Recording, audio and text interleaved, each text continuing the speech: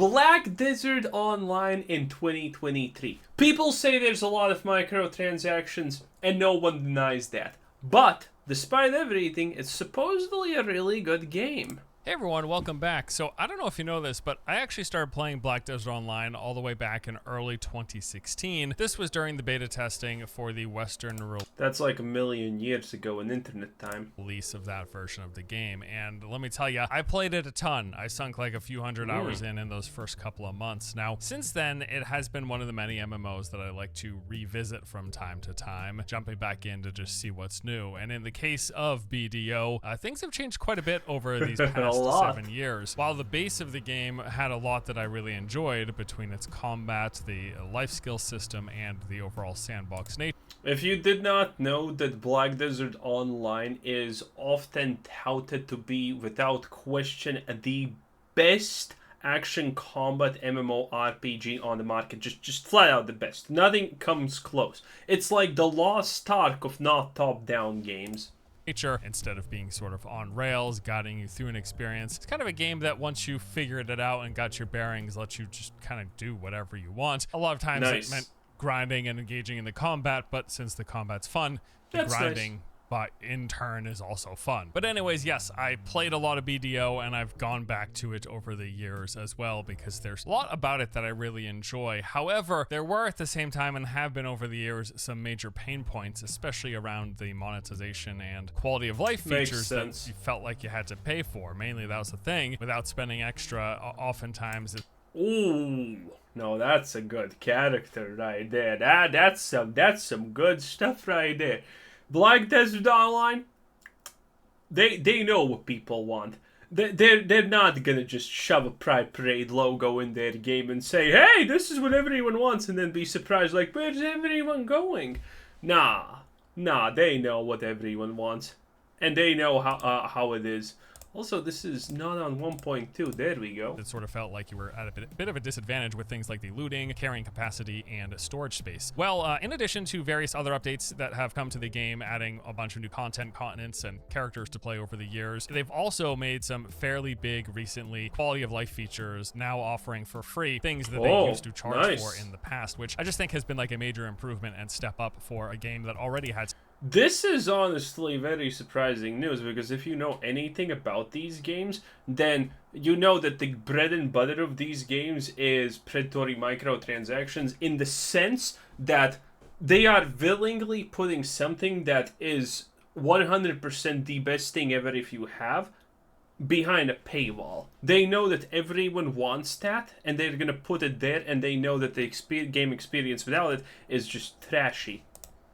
Stuff about it that I enjoyed. So Pearl Abyss reached out recently wanting to sponsor a video. They basically just wanted me to talk about their most recent content update, the Land of the Morning Light, tell people about it, let them know what's up. And I am going to do that. I will get to the new stuff later in this video, but frankly, having revisited the game again, I'm kind of just interested in talking about those changes and the improvements that have happened over the years, almost as a PSA in case you have played BDO in the past or have kind of shied away from BDO. Is it me, or is Force not watchable at 1.5? No, because I think the improvements they've made to quality of life for the low or no spenders beyond like the base cost of the game are really nice positive change, a really good step in the right direction. Good but a lot of this has happened after the shift of separating from Cacao, their previous publisher, and Pearl Abyss now kind of being just off on their own. So before we talk about the new update, let's talk about... I'm pretty sure Pearl Abyss doesn't have the best track record of being on its own anyway. The stuff that was kind of a pain in the past, but is much less so, if not a pain at all,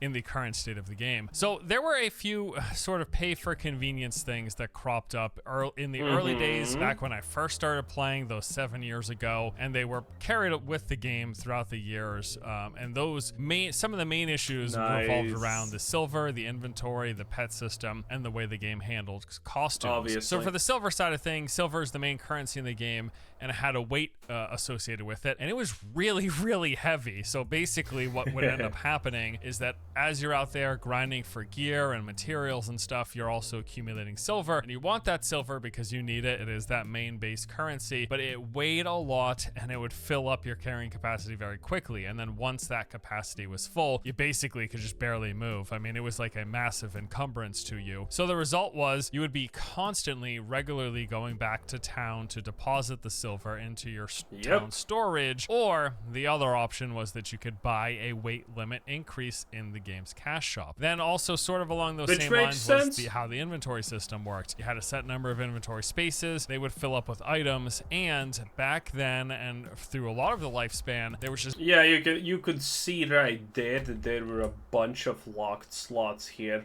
Oh, the pain, the pain.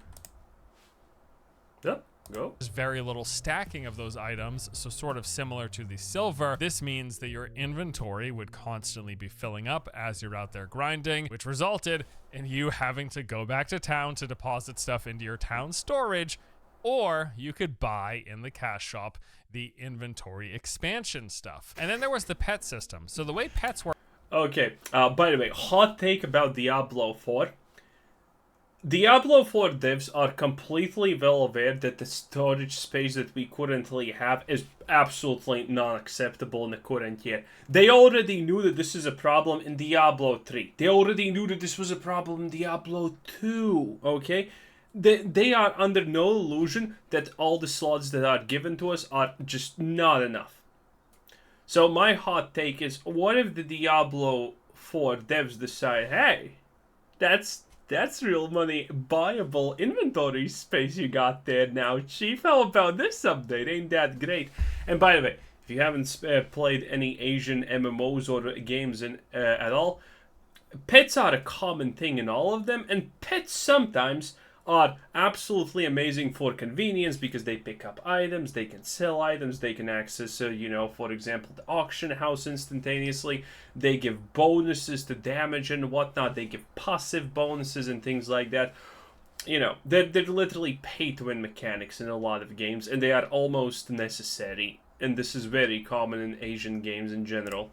Work in this game is it's not just like a cute little character to follow you around. It basically functions as the game's version of auto loot. The pets would manually loot stuff for you, or you would have to click on each individual enemy that you kill by yourself. Now, because this game it has a lot of focus on grinding and a lot of AoE grinding, where you're gathering up these groups of like 7 or so enemies and then using cleave and AoE attacks to bring them down and then moving on to the next. Well, if you had to constantly loot every single one of those enemies over and over again manually, this just creates a massive time sink and a big hindrance to like the efficiency of your grinding. And again, this is a game that a lot of the focus is around grinding, or can be around grinding. It can also be around life skills and doing the exploration, all that stuff. But make no qualms about it. It's always grinding. Part of BDO, and so when you had to manually click on everything, that was a big pain. So in the past, pets were basically primarily purchased in the cash shop. Free ones were rarely available and difficult to come by, and you would never get, like, it'd just be unreasonable to think you'd get the max number of pets but for free, because you could have 5 active pets at any given time, which pretty much meant that after you get your free one, you would be then purchasing the additional 4 in the cash shop in order. I mean, after you got that first taste, it makes sense. This is a lot of hooking tactics that these games use nowadays. Well, they have been using it forever, but no one talks about this for some reason at all. That the oldest and best classic way to get people to spend money in your game is like to give them just 1/5 of that experience for free that you can get if you spend money. The classic hook, line, and sinker tactics of gaming. It's been a while. No one talks about them anymore, even though they're so prevalent and predatory. Or to loot as quickly as possible, which, as we've reiterated, is pretty darn important. And then there are the costumes. So costumes are cosmetic outfits. They would sort of replace the visual appearance of your base gear. But much more so than that is they had associated improvements. Things like extra experience gain, reduction to the death penalty, and even suits that would hide your nameplate in PvP, which would be a pretty big advantage in those open PvP zones. So those were some of sort of the biggest, what I would call, pain points in the playing experience. That really sort of incentivized you to open up the wallet and step into the cash shop. And these major issues have pretty much entirely been addressed in recent years. So for example, silver in the game no longer has a weight associated with it. So you don't have to account for that anymore when it comes to reaching your weight limit. But on top of that, the weight of items that you pick up in the game has seen a reduction in its numbers in a lot of circumstances. So now not only could you carry more than you could previously, basically, you also no longer have to account for that silver weight. Similarly, with the inventory, many of those items that you're going to be out there grinding for now will be stacking instead of each taking up an individual space in your inventory, which greatly reduces. Okay, this all sounds absolutely amazing, but there is the other side of this is obviously the fact that the developers know they're going to lose money if they do this. So they're going to implement something more hardcore, a pay-to-win strategy, or something that people want behind a paywall now. Because no developer is literally going to just, say, they're going to learn less money now because why not? No, the opposite usually happens.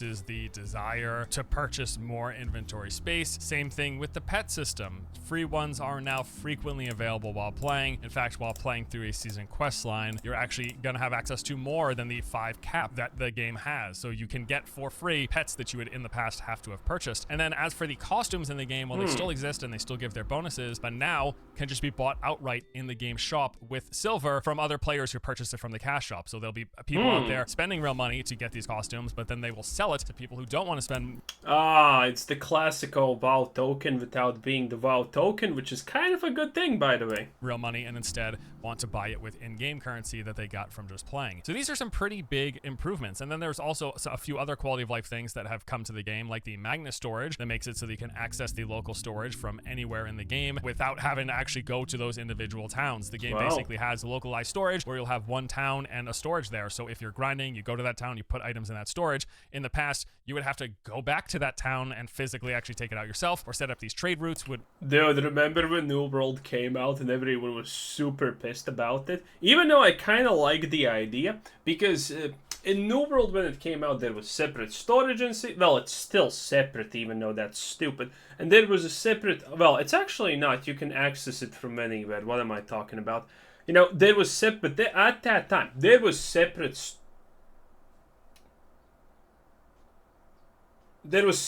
storage for everything, and there was separate auction houses for each region, which meant if you wanted to play the auction house, New World actually gave you a next level way to play the auction house, because you could buy things in a place that they're dirt cheap because everyone's farming them, and then you could resell them in a region where no one's farming that. It would be a great way for merchers to play the game, and a lot of people are merchers, by the way. Don't get that twisted. There are a lot of people who enjoy that. Look at RuneScape.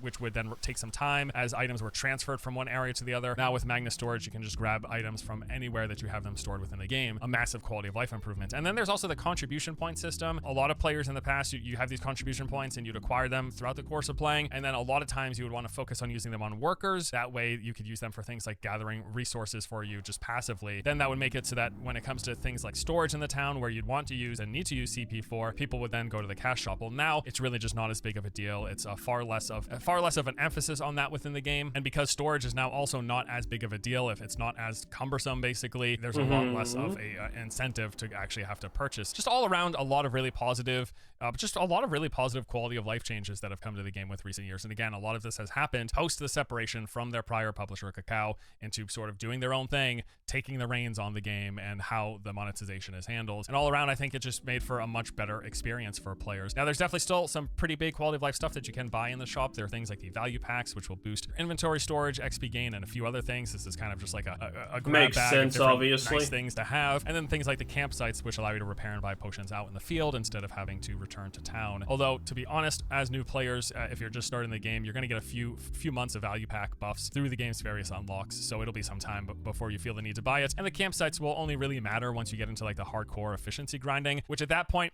If you're playing for a few months and you've used up all of your free value pack buffs and you're to the point where you're doing like end game efficiency grinding and needing campsites, at that point it's probably worth the amount of money, the $30 or so that you want to spend on those extra things. But as I mentioned, there are so... It makes sense. You know what's my favorite part about these games? Even if they are pay to win in a lot of technical aspects, or they're just flat out pay to win sometimes, they are still actually kind of consumer friendly in the way that they're made well enough that you can kind of just survive without those things.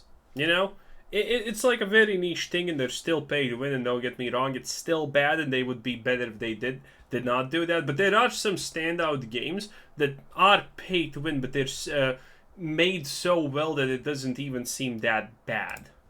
So many other layers that had you going to the shop or sort of pushing you towards the shop in the past, which are just no longer there. And these changes, along with others that have been made over the recent years, have just been really great in my opinion. And I just think because of that, the game is in a much better place than it's ever been. Now, as mentioned earlier, there's also a lot of other things about BDO that I've just always liked. I've talked about in the past in my various bits of coverage. But as a recap, I think it's got some of the best action combat in the genre, especially with the input method, that kind of reminds me, and it's always reminded me a lot of like fighting games. So basically, to play optimally, you'll use these combinations of inputs with shift, the directional keys, and left and right mouse click, instead of just hitting the keybinds. So for example, to use an ability, while you could just hit number 1 on your keyboard, you click that, the ability happens. But instead, there will be these input combinations. Like say one example is one of my abilities, I have to hold down shift and W and then left click, and then I can alternate that with different inputs, and going back between these will combo. And all of this just makes for, because it's more involved, it makes for like a much more satisfying combat experience than just spamming 1 and spamming 2. And why would you go through this extra effort instead of hitting 1 or 2 to activate a skill, doing these inputs? Well, basically doing so will add benefits like increasing the damage and reducing the cast time and or resources of your abilities. So if you want to play efficiently and get the most out of your combat, you'll be doing these inputs instead of just hitting keybinds. And combat just feels great, and because the game has a big focus on grinding, you're constantly engaged in that combat. They've also got some rather in-depth and interesting life skill systems, which are basically the game's version of professions. You know, it's got the basic stuff like farming, fishing, cooking, and processing, but how they actually handle this with various mini games associated with them just makes them a bit more engaging. There's also all these management systems, and that contribution point system that I mentioned earlier. You get these points and you use them to essentially manage town. Systems like this are, by the way, completely great, not gonna lie. They give you something else to do, and that's great. Because it doesn't matter how much you love the game, at some point you're gonna get bored from doing the same thing over and over again, and then the secondary systems kick in, and then the collection logs kick in, then the completionism kicks in, and the more you have of those things, the less bored your core player audience is gonna get, and that's really good.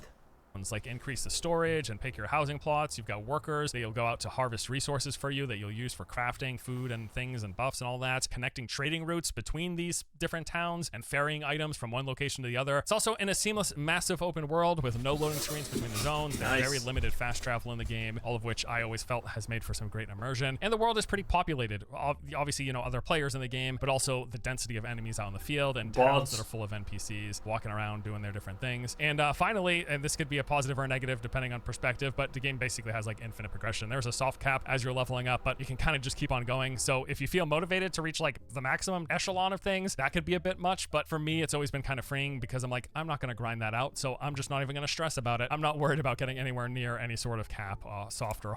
Yeah, this is, by the way, a highly contested and debated topic, and you know what? I'm actually for it. If I'm for systems like max levels like 50, 60, whatever, you get it, but then you have the infinity grind possibility. And you know, if you are someone who's actually like playing 9 hours a day, fine. You get your additional reward. You get 0.02% stronger per day of 9-hour play and grinding. I think that's fair. And obviously in PvP that completely goes away and things like that. You know, it's a nice thing for the hardcore player base, and it doesn't really interfere with the basic player base because no basic player is going to look at it and be like, I'm supposed to play 9 hours and become 0.02% stronger? That's a ripoff. No. They're not even going to consider it. No one's going to consider doing it unless you're a hardcore player. And if you are a hardcore player, well, you know, You get 20 of these, and congratulations, you're noticeably stronger than the average. You're doing more DPS, and you are, at the end of the day, rewarded for playing the game. But you're not overpoweredly rewarded. I have been a firm believer in systems like this because they don't affect the average player, but they do give the hardcore players something that they can grind and get more powerful, and it is kind of a feels good. Admittedly, the rewards need to be good enough, but they need to be small. So yeah, it's kind of hard to balance. Hard or otherwise, there's just no rush. Over the years, basically for that reason, BDO has been one of my favorite MMOs to play casually, kind of going at my own pace, leveling up new characters, exploring, doing stuff, not super concerned about the end game grinding spots and competing for those in PvP. There's a big world, combat's great and engaging, and a lot of fun downtime activities and systems to mess around with. And that's how I've always enjoyed BDO. So I've come back over the years to check out various updates, see the new content, try the new classes. As mentioned, Pearl Abyss was sponsoring this video because they wanted me to tell you about the most recent updates. So let's talk about that. Land of the Morning Light, the most recent. Oh, I was going to say, well, he hasn't actually said a single thing about the new update. Region expansion to the game. Yo. First released in Korea back on March 29th, and we just recently got the global release last week on June 14th. Now, this opens up an entirely new continent to explore. This area is inspired by Korea's last dynastic kingdom and featuring terrain, buildings, and vegetation that will be reminiscent of that era. Along with this, they're also taking a lot of inspiration from many legends and folklore of the time. Now, one big change with this update is, unlike previous new regions that would add a bunch of new endgame grind spots, this one's not focused on that. Instead, they've added various bosses with this boss rush system. So I have heard about this. This is amazing. Strategies to take on. Each of these will also have 10 different difficulty tiers, and as you it's like, congratulations, here's Dark Souls as an expansion. I'm not even mad. Move up those tiers, you'll be introduced to new mechanics and attack patterns that you'll have to deal with. There's also these new gathering mechanics called the Green Artisan Skills. These add new mini games to various gathering life skills that these will be triggering randomly as you're out there gathering in the world, and if successfully done, you're going to use some more energy up, but you will then also obtain a larger amount of materials. There's also now the Marnie Sniper Rifle life skill, which adds various improvements to sniper hunting in the game, including dealing damage increased depending on the spot that you hit. So, for example, the greatest damage increase comes from a headshot. Probably not surprising, but there you go. And then the quality of reward will depend on your accuracy. In addition to that, I mean, safari hunting. What a time to be alive. So other new stuff includes new quest lines and a fully voice-acted story. There'll be new workers, materials, and nodes for you to find. All of this also accessible from level 1 if you're a brand new player. If you jump into BDO for the first time, you don't have to level up before you get to check out this new area and this new content. All of that combat, everything about it is just scaled to whatever level you are. I'll say personally, also, I kind of like that, but I don't like the scaling thing. The scaling thing usually feels bad in every game. But what are the other ways that you honestly can make that new players can experience the content instantaneously? Because this has always been the weakness of a game launching an expansion. It's like, if you're a player who hasn't played that game and they launched an expansion, well, what's the point of you trying even to play that game? Because it's gonna take you how long until you reach the level where you can enter the new expansion, And that has always been, like, kind of sad. How, just like with a lot of the prior content updates, Land of the Morning Light just brings some nice new additions to the game. Getting brand new play space is always awesome. Obviously, a new place to explore. I think BDO does a good job with its open world, and it's been really cool to go around checking out the new region. I like that they're doing something a little different with the focus on boss battles this time around, instead of just adding new grinding spots for players. Some of these fights are really neat as well. I also really enjoy the gathering mechanics. I know it's simple stuff, but how BDO does life skills, I have always enjoyed. Sort of gamifying the process of gathering and crafting just makes it a bit more engaging. All in all, this update just seems like another great addition to the game. So, Land of the Morning Light, the latest... Gamification has worked gloriously. Look at the casino scene. They gamified it until the last moment. Wow. Yeah, gamification, that's one hell of a thing. This update, as mentioned, is now available globally. It is free for anyone who owns BDO, or if you pick up BDO, you buy the base version of the game. Land of the Morning Light is just going to be available for you for free as well. Nice. Check it out. You can go ahead and take a look at the link in the description below. As with all of the major new content updates, it's cool to see the new stuff, but again, I am really really happy to see some of those quality of life improvements that they made to the game. It's a nice surprise having come back recently, seeing these changes from how it was when I used to play seriously, because they're just big improvements. It doesn't feel like I am pressured into those things anymore like it sort of did in the past. If you wanted to play seriously, dealing with the weight of silver, dealing with feeling like you had to purchase those pets and weren't giving enough for free, dealing with the inventory with little to no item stacking, and dealing with the fact that costumes were almost a must-buy. All of that stuff has been addressed where you can just kind of play the game, and with little to no additional purchases beyond the base version of the game, you can just play and enjoy it and kind of not feel moved in that direction. So yeah, I'm jumping back in. I'm going to be playing some more and checking out this most recent update. Happy to tell you about it though, because as mentioned, BDO is just a game that it's one of the many MMOs that I'll come back to on a regular basis. And yeah, I'm looking forward to jumping in, and maybe you'll see another follow-up video outside of this sponsored video here. See another one. Looking forward to it. Thoughts after playing some more of this update. But that's it for me today. Hope you guys enjoyed it. Thank you for watching. I'll see you. Nice. Anyway, that's Force Gaming. Good stuff. Black Desert, boys. It's been a while, huh? In any case, like, subscribe, and comment below. This was Wizard Sensei, and I am out. Have a nice day. Bye-bye.